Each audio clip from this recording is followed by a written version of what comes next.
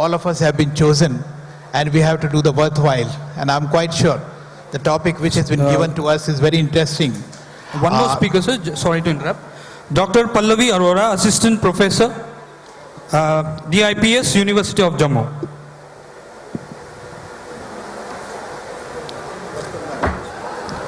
Thank you. Please resume, sir. So the topic given to us is the role of teachers and teaching methods in creating an effective pedagogical environment. Very interesting topic because for last 2 days what I'm listening is about the role of technology, about the role of pedagogy, the STEAM and this thing and that thing. But the most important thing is the most important pillar of the education which had been right from the beginning is the teacher. And if even in NEP, I was one of the contributor for the NEP, and in National Education Policy, the maximum emphasis by our Honorable Kasturi Ranjanji has been given on the teacher's quality. And I'm quite sure that here all of us believe, whether we are on the dais or the people who are over there listening, that if teacher is efficient, quite obviously the system will come into the force. So what I will do, I will ask questions from this side, one this side and one from that side. We will change the pattern instead of calling from one side.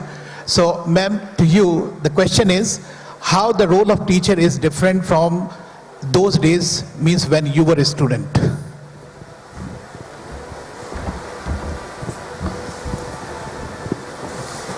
Good evening, everyone. In terms of talking about the role of teachers and how it is different from when we were little kids, I think it's very important for us to understand that the kind of commitment and the kind of responsibility that was always required by a teacher has to be there. One difference that I certainly feel is that today there is a lack in terms of somewhere where I feel that, the teachers feel that fine, the students are well equipped in terms of technology. Students are well aware of Internet of Things. Everything is available to them. Google is there to help them out. So in that term, the teacher sometimes steps back. So what I feel is the role of the teacher is manifold. She or he has to understand that my commitment, my responsibility in terms of shaping the future of global citizens is certainly eminent. So when I am there, when somebody calls me a teacher, I am a person who's going to transform lives. So my role in terms of shaping the future of my country, of the world, is certainly eminent. So it's very important for us to understand that yes, if we look back to our own teachers, the kind of commitment and the kind of dedication that they showed towards us, probably because they did not have any access to any of the technological basis, it was because of that reason that most of our teachers, they literally took care of us like our own parents. They used to literally nurture us. So it's very important for us to understand that even the role of the teacher, if we understand, we go by that commitment, we would certainly be doing a wonderful job. Correct. Very, very, very fine. Very aptly there. So, yeah. One more panelist I'm welcoming. Jasmine ma'am, welcome. Yeah, please. So the next question to this side. So from past, I will be handing over. We are going to the future. Now see, the biggest challenge right now is that what will happen in 2030 and 31 and 32 when the child who is right now in the nursery, KG or class 1, because the development of neurons takes place till age of 6. 90% of neurons are developed. This means formative education has become very important. Looking at 2030, what do you think that, because the pace of development is very fast. Now, earlier, if you can recall about your age, the new model of Apple or new model of any other phone will come after 2 years, 3 years. Now it's changing after every 3 months and 6 months. So what do you think, what is the biggest challenge in front of a teacher to be getting the training? Good afternoon, everyone. Thank you to World Education Summit for this great platform to share our views.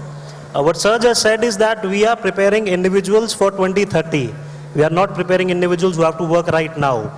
And the biggest and the foremost challenge that we have to prepare children for the jobs that are not existing right now.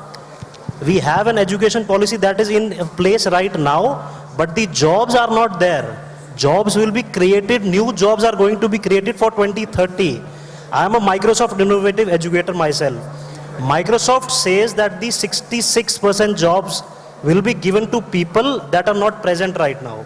So this is the role and the challenge in front of an educator, that you have to prepare the child for the challenges that are not even present over here yet. Secondly, right now what we are facing is, as ma'am mentioned, that earlier the educators we had, our teachers were committed to the full. Hence, we have been motivated enough to commit to our children. But the teacher present in the classroom, I think she lacks that kind of commitment. If she has that commitment, then only she'll be able to transform that child for the 2030 age, else we'll be behind and we'll be left behind. So you, instead of answering question, you raised one more question. And that question is that right now the CBSE, NEP and all, the Scandinavian countries, they think, they believe in experiential learning. And all of us know experiential learning is learning by doing. But it is not. Nowadays, like I was in one of the World Education Summit in London, and there we were talking, the most important part of the experiential learning is that how do you reflect? And when you reflect and then you come to the conclusion and then further that cycle goes. So ma'am, how do you think that in the new education system, when the CBSE is this particular year, they have said the experiential learning should be the center or the core of the curriculum. How do you think that you can evolve this in your schools? Introduce yourself and then. Hi, good afternoon everyone, good evening rather. I'm Jasmine Kumar, I'm the promoter and vice chairperson of Raise International Preschool Noida. Thank you so much sir for asking me the question. I believe that we need to first of all, okay, I think in one word I would say that Bloom's taxonomy is the correct way of handling it. That is wherein let the child create, evaluate, analyze, and then remember. So this is the methodology and this is one short formula on which it is going to work.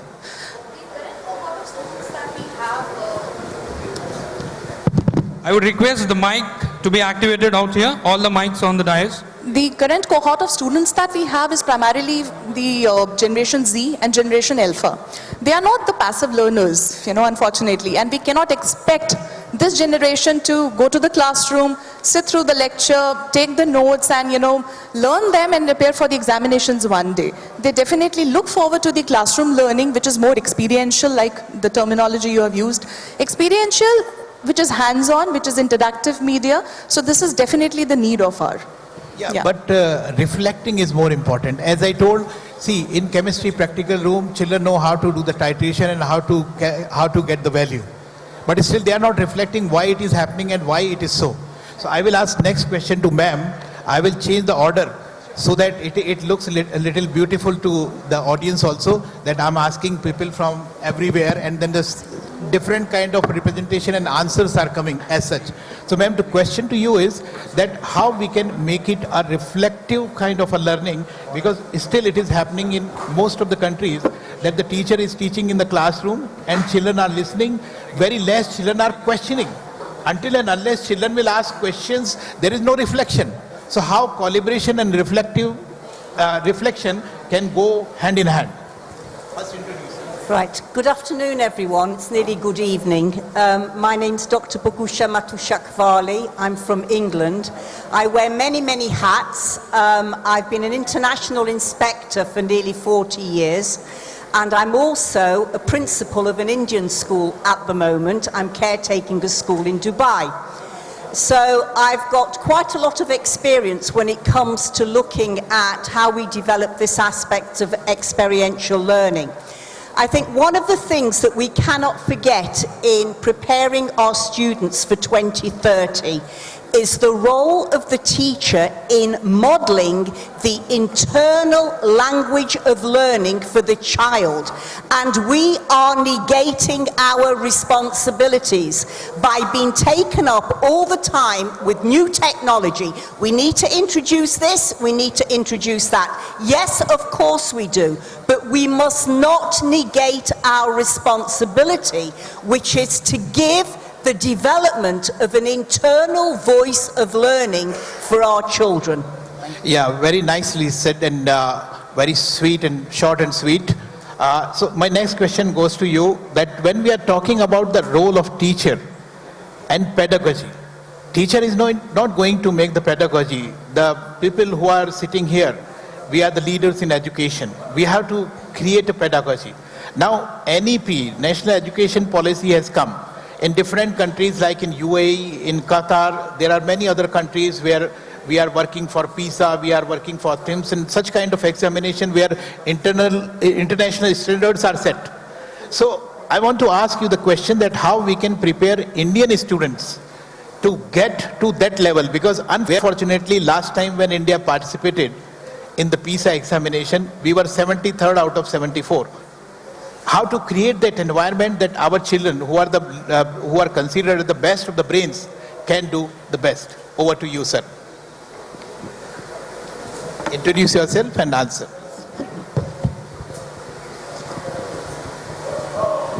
Good afternoon, everyone.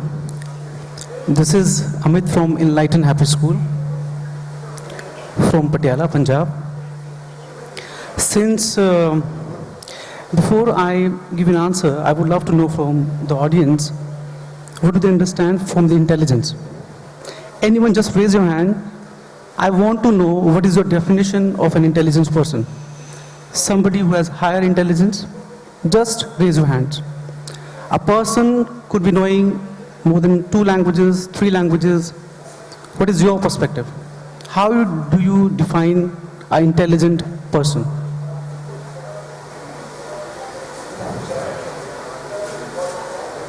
Anyone?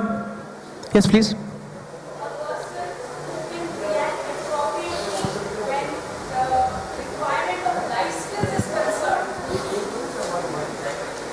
Right. Anyone else? Sorry? The best reflexes. Right. Very nice. At least in this session, the reflection is coming. Give them a good round of applause. Yeah. Right. Sir, I was into research for the last 8 years. I was doing my experiments with the students. I was master's in mass communications. After finishing my master's, I realized that I didn't have a single skill to get employed. I was very shattered. Once I got awakened from listening to such enlightened people. I started my own journey, sitting in library, exploring people, traveling India, meeting the best of the best people, doing great work. And after 8 or 9 years, I realized the question I'm going to answer you, which you raised. Then in my hometown, when I visit to schools of government, people of 4th standard are not able to give the answers of 3rd standard, 3rd are not able to give the answers of 2nd standard. So I'll come, now how we can solve this problem? First, in 21st century, when we say technologies are there, who is operating the technology? We human being, and mind. When I talk about mind, I think one neuroscientist is available here. I think once every one of us, teacher and students, are taught to do meditation. If they sit for, suppose, 10 minutes, 20 minutes, the prefrontal of your brain gets changed, which is responsible for your decision making, for your learning. And there are certain chemicals gets released which you feel more comfortable and happy. And most important, structure of your brain gets changed, which means when you are reacting a different situation, you are not able to cope up your emotions, regulate your emotions, you become more calm, more serene, and are able to control your situation and your emotions. Very nice. You have given it a spiritual touch. I will bring everybody inside the hall again. And so my next... excuse me, sir, just one line. One line. Education must make you curious. Education must make you curious and creative enough to know your true potential by serving others. Thank you. Very nice, very nicely said. And I'm quite sure that when we are talking about the role of a teacher, it's a big question mark. Are we telling that every planning strategy is to be made by the teacher? Yes, we consider ourselves as a teacher. Maybe we are head teachers. But even as a head teacher, it is the ship is in our hand, and we have to see the steering, how we are, with what nautical miles we are going. So ma'am, on the pace of development, how do you think that the teacher training is important and in what area it is more important? First introduce yourself. Yeah, I'm Vandana Seth and I am currently heading Sanford World School as the Vice Principal. If we talk in terms of development, I believe a teacher has the most important role to play because I have lot been hearing since morning about IQ, DQ, EQ, but I feel there is another factor that is called LQ, and that is love quotient. I believe you cannot teach a child if you cannot reach the child. That is the most important thing. And as sir had questioned earlier also, and he was talking about reflection. Where will the reflection come from? Reflection is going to come from exposing the child to problems. And gone are the days when teachers were supposed to impart information. Information comes handy to the children. All of them can Google and find out anything. So we are really not here to impart information. We need to expose them to a lot of problems. Very nice. Yeah. Thank you. And I believe that real life situations are a very important thing. Whatever we do in the classroom, if it cannot be applied outside, it really doesn't make sense. So when CBSE has talked also about experiential learning, I think that is the idea behind it. When you create situations where the child is acting, doing a role play or anything for that matter, I believe the child is standing in a situation where the child is a little more accountable. When you make the child responsible for something, automatically the reflection falls in place. The child starts thinking and arrives at the outcome that you intended. So as a teacher, I believe then you are successful once your learning outcomes are achieved, because that is the aim I believe every teacher has. If we consider a child, like we give any kind of a project work, I think every child as a teacher for us is also a project. Yeah. Where we need to identify our aims, we need to identify our conclusions, and we really need to work on the pedagogical part. That is the procedure again. Thank you, ma'am. So a very good message is coming out here, that the child says, the teacher, dear teacher, please teach me the way I learn. Don't teach me the way that you think that I will learn. So the question here is that the teacher should be a role model. And when teacher should be a role model, lot of things what child carries to the home, other than the love quotient, that is very important, the LQ, ma'am has said, and there are many other Qs. Yes, quite obviously. So my question to you is, ma'am, that when we are talking about the changes, so what do you think, what change teacher should bring in her own style in teaching, as well as her behavior or his behavior in the classroom, so children adapt that particular lifestyle and life skills also, what is required for the next generations or next, the decade is just 1 year ahead. Good evening, everyone. Myself Shilpa Mahajan from Jammu and Kashmir. Feel privileged to be a part of this session and really feel motivated to be a part of so many educationalists among us. I believe that every child is special and every child has different requirements. And so as perhaps to be the teacher has to adapt such technology and new methods along with such child, because every child demands something different at every step, at every level, at every lessons. Teacher should have to be a role model for each and every kid. Teacher has to understand the level and EQ of each child, because every child matters in every class. We should have to give opportunity to each and every child and don't give any tag to any kid. And to adapt such technology and to adapt to each child, teacher has to adopt different methods to learn and to create different environment. As technology has play a great role in the classroom, and the wow factors has to play a major role. Teaching through technology must be a practice rather than occasional occurrence, because if there has to be a wow factor within the classrooms, I believe that teacher has to be a role model for each and every kid. Because being an educationalist, I also seen the child learn through different modes and plays. If teacher has come to the school, she must have to make her homework in every morning when she entered the school. She has to play with the kid, understand the level of the modes of the kid, because each and every day child has different modes in different place to play. As I believe that teacher has to play a great mode to understand the level of each and every kid, and that has to be a child role model. Thank you. Yeah, thank you very much, ma'am. And it's very interesting that whenever we talk about education and whenever we talk about everything related to education, the most important thing comes in our mind is learning outcomes.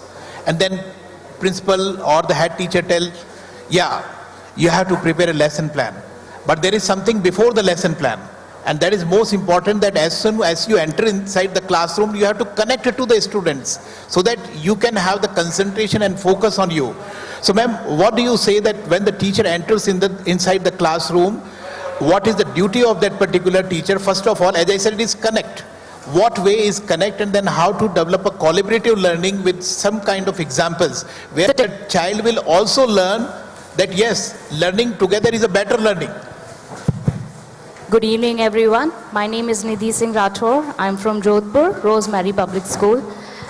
Well, this is a very nice question I wanted to look for an answer for. I believe that every teacher who comes and teach should have the emotions to connect, especially the children who comes from the age from 3 to 6, 8, 9, even though till 15, 16. There should be a connection of emotions which you can connect and ask, how are you today? How are you feeling today? Why are you not happy today? There are many teachers, I see the teachers are coming, students are going, good morning, good morning. It's the same routine. Change the routine. Change the way you look at the students. He is very naughty, she is very quiet, he is very shy. Why? Why he is shy? Why he is naughty? Why he is crying? You need to connect and know the answers from them. And it is very easy to connect with the small children because they open up very easy to you. When it comes to us, we have a shell. And we try to not give the information. But children, they are very easy to connect with. So first thing that you need to do is go to them, say hello, say good morning, say namaste, whatever the child is comfortable in. Then start the class. And I don't say start the class with the lesson plan. I'm sure you have a lesson plan, you have to teach, there is a proper way to follow the curriculum, but just for a time, just for a 1-2 minute, think and react. Think before what you are going to do. Or maybe they are not in the mood to, go through the lesson plan. So, instantly go for something different, something new. Or maybe ask the other students, do how many friends you have, or any questions that they are comfortable with. So the first thing that you need to do is connect with the child emotionally and then start the process of learning and other things. That's Very what correct. I believe Very in. correct. Thank you, ma'am. We know, all of us know that as soon as the teacher enters inside the classroom, teacher is entering inside the classroom and whole class will say in same tune, good morning, ma'am. The same tune you will hear here, there and everywhere. I have inspected many schools and same thing, good morning, sir. Like here, so many of us are sitting. In my school, I decided that in any class if I am going, I will say aha in some tune. And the same tune they have to say oh. We will do here. Like I am saying aha and all of you will say oh. In the same tune whatever I say. Aha. Aha. Oh. Wonderful. See, this is connection. So this is something different. same thing, but every day different. So children are expecting that today what will be the tune. Ma'am will ask aha or oho, or it will be aha ha ha or oho ho ho. Like I will ask you oho ho. Wonderful. So the connect should be like that, but it should not be like good morning and every day good morning, ma'am. So she has put us in one very interesting situation that ma'am was also telling about wow factor. What do you think that the teacher should have that wow factor inside as soon as he or she mostly, and fortunately in most of the schools it's she. So it's rather more lovable and affection, and children have, most of them consider them like a mother. So please, your reply that what is that wow factor that is required for a 21st century teacher? Good afternoon, everyone. I'm Sanjum Sethi from Venkateshwar International School, Sector 10, Dwarka. Thank you, sir, for addressing this question, giving this question to me. That wow factor one comes from the teacher's own experiences also. So if you have been under a teacher as a student, if you've been under teachers who've given you love, you'll give more of love to the children. So what you receive, you always give back to the world. That's the law of the world, the law of the universe. The second thing is, as ma'am said, how well the teacher connects with the children. That's the second wow factor. The third wow factor would be on what level and how efficiently the teacher shares her own experiences with the children. Be it a class 1 child, a class 10 child, the teacher must know how to come down to the level of the children she's addressing. So this could be done via stories. A story commensurating with the level of children she's interacting with. So maybe the story like Jack and the Beanstalk could be taken up with classes 1 and 2 in a manner when the teacher is just trying to inculcate or imbibe the skill or the value, maybe, the value of listening to their mothers, the children listening to the mothers. Likewise, the same story could be told to the children of class 9th or 10th maybe, trying to inculcate risk-taking abilities in children. So it depends on what level you are, what level of children you are dealing with, and what kind of experiences you are sharing with the children. Very nice, the wow factor. And I think the class has become live. And now, not only in the beginning, whenever you see that the class is not in concentration and 1 or 2 children are talking, you can always ask, aha, I did this exercise with the Gulf Principals Conference, and I was saying aha, oh. Now after the workshop also, after 1 year, wherever they are meeting, instead of hello, they say aha, sir. So the basic idea is that there should be some connection and focus you can derive. And I think my next question to you, sir, the most important point which is coming out of is that bringing stories, small stories or anecdotes, which can give children some kind of insight and some kind of curiosity that what will be the good anecdote today or new anecdote today. So what is your idea that bringing, this was the one aspect. The another aspect is collaboration, in which we are talking. So try to give some examples or illustration where collaboration can improve both the things, the life skill as well as learning. Good evening. I'm Mahendra from Rajasthan, Jodhpur, Rosemary's Public School. I'm the director. Thank you so much for the question, sir. Before I answer your question, I would like to highlight some points. We are talking about role of teachers, yes? So who is that teacher? How did she become or he became a teacher? Why she has to become a teacher? Let's accept it. Majority of our teachers are housewives, and they are not driven to become a teacher. They did not inspire themselves to become a teacher. They made just because there was no other job. How many of us are inspiring our children to become a teacher? Tell me, how many? Yes, very few. Let's accept it. I'm not questioning in general. Pardon me, I took that liberty to ask that question in general. How many are having that, would love to have a title in front of their nameplate outside their houses as a teacher instead of a doctor? So this is a big question. Now we appoint those people who never wanted to become a teacher, And we are asking to increase those skill sets, develop those skill sets, be spontaneous, be passionate, be interactive, you have to be engaging, you have to be emotional. How is all that possible unless our society gives respect to that title? There are countries across who are giving VIP status at the airport, in the panel, in the front seats where teachers are sitting. And that is where the stepping stone will be. The teachers, the job, that title will be looked forward to. They will earn that respect. And then those engaging, those emotional, those passionate teachers will be coming to us and in our education fraternity. And that is how we'll be able to have that, develop all this what we are asking. They should be tech friendly, they should be emotional, they should be engaging. All this will come when an aspiring, passionate teacher is doing that job and not building that up with regular teachers. Sure, very nice answer, but one simple thing is that the generation we are dealing, they believe very less on emotions. Because the games they are playing is not gilli danda and kancha or kabaddi. They are playing all the games which are on your mobile phone. And most of you will believe that your grandchildren and children are more tech savvy than you on mobiles and all. So they hardly believe in emotions. Now how to put that particular important ingredient in them so that they can learn and of course they can earn.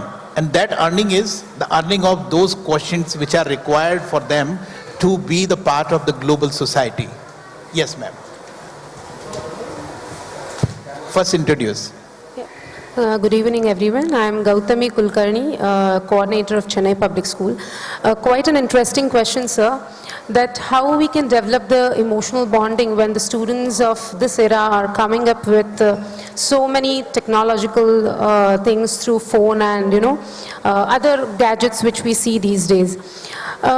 I would first say that they are learning quite at a fast pace than what we do. So for that perspective, the teacher has to be more updated with the technology what the students are also using.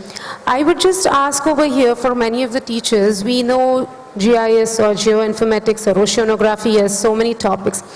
What is the backup language or the back language which is being used for any of this technology? Maybe Google Earth, we all know what Google Earth does. What is the backend language being used? How many of them as the educators and facilitators know over here? Very few. That's a keyhole markup language which we have been using. So we as the facilitators and teachers should know every minute details of the things what we need to teach our students.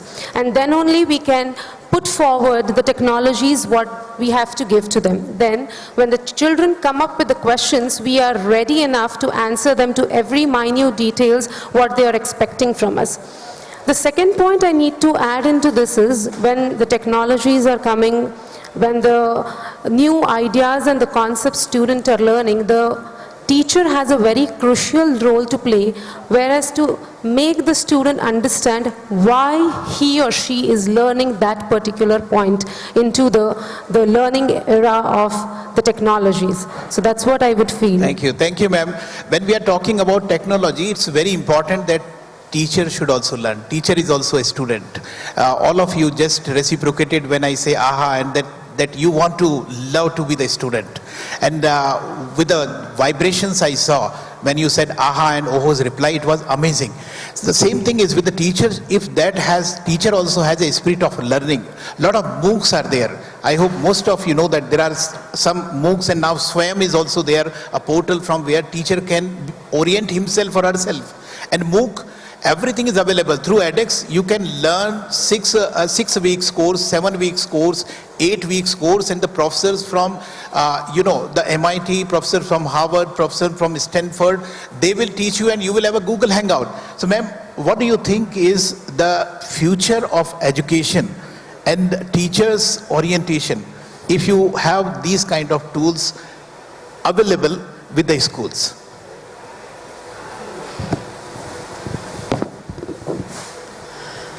Good evening, everyone. I'm Poonam Arora. I am heading Indraprastha Global School, Noida. Sir has asked a very interesting question, and after listening to his question only, I think I feel inspired. Because the future is bright. There was a time when the teacher training programs or teacher updation programs were barely bothered about. Now is the time when government, policies, educationists, everyone is talking about it. There are so many such facilities available, as some have been named right now, where don't have to move out really, and at your own pace, at your own leisure, you can work on them. So many online courses and workshops, seminars, there's no dearth of them. You should only have the desire to do so. And I personally believe that more you have the passion and the ability to update yourself, more you transmit and transfer them to your children. And the children can see through it. The more updated you are, because gone are the days when the teacher was the authoritative teacher, authoritarian teacher in the class. Right now you are invested with authority in the class, but you have to be collaborative and co-learner with your students. It is a mutual give and take. Our students are digital natives. We have been, I think many of us have been digital migrants. So we find it more difficult to accept and to learn. But with children it comes very naturally to them. So why not have this two-way process where children also feel that yes, their self-esteem, it is much better, and they feel that yes, they also know something. I think the best way of teaching is not only to love your children and nurture, as everyone says, respect your child. Very nice. Thank you very much. Respect And your child.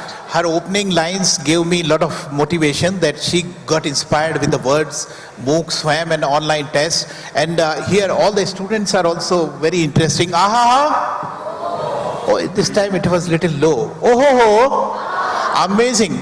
But the problem with teachers is that most of the teachers are housewives. Or most of the teachers are, I will not say house husbands, but they are also engaged with certain kind of different capabilities, different responsibilities. And right now, a new trend which has been observed in schools, that they say they are facing problem. Lot of stress is there in the schools. Lot of duties are being given in the schools to the teachers. Same is with the child. So the problem is resilience. How can we make our teacher more resilient as well as our student more resilient, so he can cope up with these kind of situations very nicely as a life skill? Question to you, sir. Okay, good afternoon everyone. My name's Greg Williams. I'm the principal of Jewellery Culture Academy, which is in Birmingham in the United Kingdom. It's my first time in India, and it's a wonderful, wonderful place. I've been here all of about 5 hours, but it's really made an impression so far, so thank you very much. You have best of the audience. In terms of making teachers resilient, look, one of the things when anyone is facing any stress is to listen to people.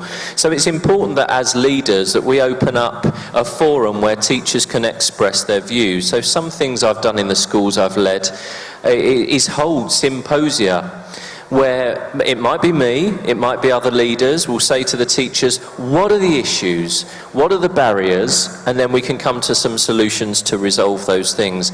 And I think once you start listening to people and understanding their issues and trying to solve them, then that's half the battle. Now, in terms of the resilience for the students as well, look, students are going to have to be very, very resilient in the future. And I think even more so than they've ever been. And this is why. Because the gentleman at the end talked about we're preparing students for jobs that aren't yet.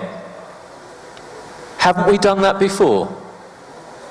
In decades past, we have always prepared students for jobs that haven't existed, surely. Now, in terms of artificial intelligence, there will be a moment when AI will suddenly be able to cope with arranging things and managing things that we thought only humans could do. And that's already happening. For example, a teacher that worked for me formerly has gone off to investigate a mechanical object that determines whether a strawberry is ripe or not. And on that basis, it picks that fruit or doesn't. Now, as I've said, we're always preparing students for jobs in the future, jobs that don't exist. But the future, in my mind, is where students go from job to job to job to job. And we have to create learners of the future.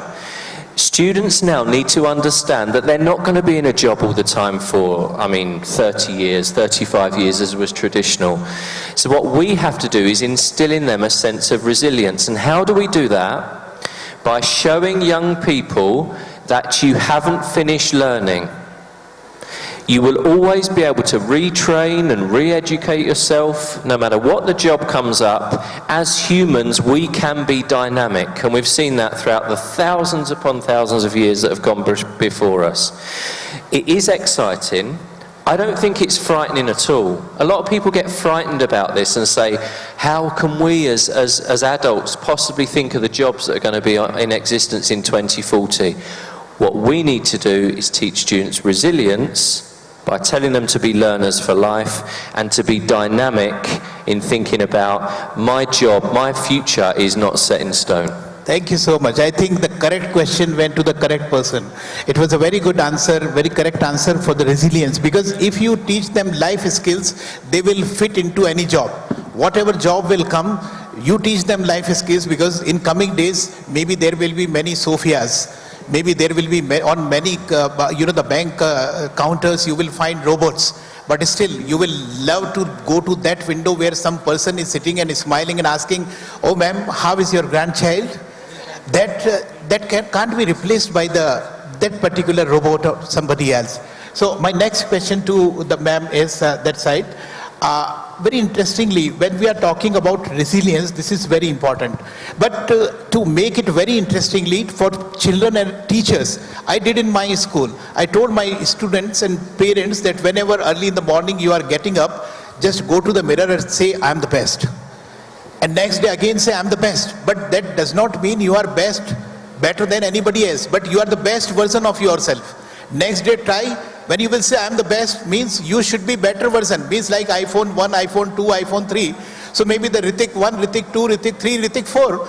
So this will be a self-improvement every day in the evening. So ma'am, do you have any idea by which you can really propel teachers to be the inspiring teachers instead of they feel that teaching is burden? Service, not that service, but service. Thank you so much for the question, sir. Good evening, everyone. This is Dr. Lalita Kothia from Hillgrove School, Dehradun. As sir said, it's truly said, now the question arises for the motivation, that how much we can motivate our teachers. Being a principal, how much I am contributing or you were contributing to your teachers. So if I enter in the school and my students are seeing me, then they said, love you ma'am, how are you? I said, love you too dear, I'm fine, how are you? So the motivation starts from here, first thing. And then teacher is the one who create and shape a child to a unique personality or unique individual. So we are the one first who are creating a unique teacher as a principal. That's why, or like this, I can contribute as a principal or a head of the school. Thank you very much ma'am. My next question to you, what do you think a changed role now onwards when you will go to your school? What will be takeaway from this conference? Awesome afternoon all of you, and I'm very delighted to be amongst all of you because one thing, sir, thank you very much to make this this panel at least reflexive. First of all, this is one of the learnings. Whenever my teacher, now onwards, whenever my teacher goes to the class, even myself, whenever I'll go in the class, although my class is very humorous, means as per the pedagogical strategies and all, 20-minute active learning is there. Out of that 25 minutes, I take up only 15 minutes content delivery and 5 minutes all for humorous and the recapitulation, then activity and that all. Now onwards, the reflexive part would be the more you will start aha, yeah, aha or something else. Like we used to call, only the things have been remolded. Like we used to call awesome morning, not good morning. What nice. Good morning? It should be awesome morning, and it should be awesome morning. The power should be there, so that then energy channelizers should be there in the class. Thank you, ma'am. Thank you. So now the last panelist over here. Ma'am, what is the one takeaway from here when you will go to the teachers and your teachers will ask, ma'am, what did you get there? What did you learn from the other panelists and all? What one improvement you will make in your school? Good evening everyone. Myself Dr. Parveen Kukreja from Shemford School, Agra. I am just thinking the same thing which sir asked me. I am thinking the seniore in this hall. And I will say we are thankful to the sir so creating such a disciplined classroom in front of us. And he is asking the question in such a way, he is creating curiosity every time. Not even audience, even panel members are thinking ki what will be the next question. So this is something which we can learn at any time. As a motivator, as a school leader, as a teacher, as a student, there must be some thirst from inside. We are always in a learning phase. The one thing which we share after going back from this conference is that everyone should get such kind of seniore. And how to create such seniore is first you yourself has to be curious about the thing. If you are a good learner, you will definitely get the good listeners also. If you are a good speaker, if you are speaking by the heart, naturally the listener will also enjoy your speech. So I will say thanks to sir and thanks to everyone who are motivating us on this panel. Thank you everyone, thank you. Thank you much. Thank you very much panelists, and Ravi sir, it was very interesting that this was a rapid fire kind of questions. And discipline class does not mean that the class which is quiet. And the class was very hilarious. You can feel it. See it. So really thankful to you, and last time with the greatest energy. Oh ho ho. Amazing. We all of us are thanking you a lot because you had been a special class today. And I'm quite sure that we will cherish these moments till the next workshop, or sorry, till the next World Education Summit. And there was a lot of learning from each other also. I'm quite happy that we could do justice with this panel discussion. Thank you so much.